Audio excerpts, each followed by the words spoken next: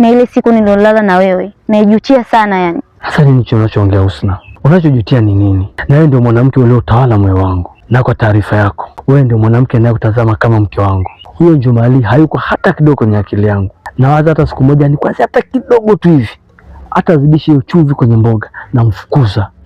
Tunabaki wawili hapa ndani. Amna kazi hapa. Sasa wewe, wakati wote unapewa akili, wewe kwa nini ulichagua upepo? Yaani Baraka leo ndio unajua kwamba wewe ni mtambo sana.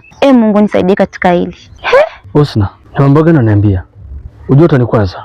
Niache bana nifanye kazi zangu. Yaani mambo mengine kukwazana tu. Baraka, njoo. Hili jitu lizima kaa chizi vile. Nilikuwa namwangalia.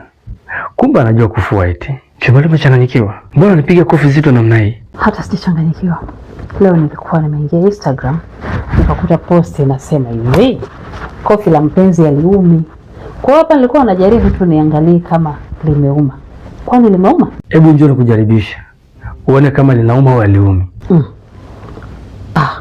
Hii ni kwa ajili ya wanaume tu. Hebu niambie, hili nijue kama ni waongo. Kwani limeuma? Kwa hiyo Jumali, mimi mtamani unajua kujaribisha mimi. Sasa kama mtandaoni wamesema kofi la mpenzi aliumi na wewe ndo mume wangu, ulitegemea labda nimjaribishe na? Ujinga wako nitakuja nikuzibue mimi. Jinga wewe.